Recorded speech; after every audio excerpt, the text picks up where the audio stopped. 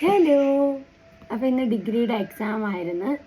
പഠിച്ചാൽ നമുക്ക് എഴുതാൻ പറ്റിയ നല്ല easy and simple and humble exam ആയിരുന്നു.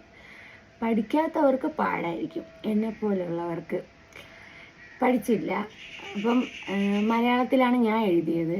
അങ്ങനെ എഴുതാമോ എന്ന് ചോദിച്ചാൽ എഴുതാമെന്ന് തോന്നുന്നു. ഞാൻ മലയാളത്തിലാണ് എഴുതിയത്. തട്ടിക്കൂട്ടിയൊക്കെ വെച്ച് ജയിക്കുമെന്ന് ചോദിച്ചാൽ ഫസ്റ്റ് എക്സാം അല്ലേ, അതൊരു ട്രയൽ നോക്കിയ രീതിക്ക് എഴുതി. കിട്ടിയ ഊട്ടി, ഇല്ലെങ്കിൽ ചട്ടി. കിട്ടൂല എന്ന് എനിക്ക് നല്ല വിശ്വാസമുണ്ട്. അതുകൊണ്ട് ഒരു ഇതുമില്ല. അമ്മയുടെ അടുത്ത് പറഞ്ഞപ്പോൾ അമ്മ പറഞ്ഞ് കുഴപ്പമില്ല, അറ്റൻഡ് ചെയ്തതെന്നെങ്കിലും ആവുമല്ലോ എന്ന് പറഞ്ഞ്.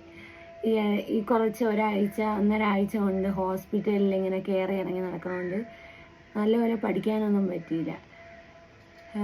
ഇപ്പോൾ ഇനി കുറച്ച് സമയം കൂടെ കിട്ടിയെന്ന് വെച്ചാൽ അത് വെറുതെ വേസ്റ്റാണ്, നമ്മൾ പഠിക്കൂലല്ലോ. അപ്പം അങ്ങനെ എഴുതി നല്ലപോലെ അറ്റൻഡ് ചെയ്താന്ന് വെച്ചാൽ നല്ല വിലയൊന്നും അറ്റൻഡ് ചെയ്തില്ല. പൈസയൊക്കെ കൊടുത്തതല്ലേ, ചുമ്മാ പോവാതിരുന്നിട്ട് ഒരു വാല്യൂ ഇല്ല. അപ്പോൾ നമ്മൾ പോയി എക്സാം എഴുതി ഫ്രണ്ട്സൊക്കെ ആയിട്ട് ഐസ്ക്രീമൊക്കെ കുടിച്ച് പിന്നെ അതാ ഇപ്പം വീടെത്തി. ഇതാണ് എക്സാമിൻ്റെ റിവ്യൂ. അടുത്ത എക്സാമിന് നല്ലപോലെ പഠിക്കണം, നന്നായിട്ട് എഴുതണം. ഇപ്പം നമുക്ക് മനസ്സിലായി ക്വസ്റ്റ്യൻ എങ്ങനെ വരും, എങ്ങനെയാണ് അതിൻ്റെ രീതി, എങ്ങനെയാണ് ആൻസർ ഷീറ്റിൽ എഴുതേണ്ടത് ഒക്കെ ഒരു മെത്തേഡ് മനസ്സിലായി. അതുകൊണ്ട് എല്ലാം ഓക്കെയാണ്. ഫസ്റ്റ് എക്സാം അല്ലേ, ആദ്യമായിട്ടല്ലേ ഡിഗ്രിയുടെ എക്സാം എഴുതുന്ന, ട്രയലല്ലേ, നോ ടെൻഷൻ. ഇത് ഇങ്ങനെ പൊട്ടിയാൽ നമുക്കത് സപ്ലൈ എഴുതിയെടുക്കാം.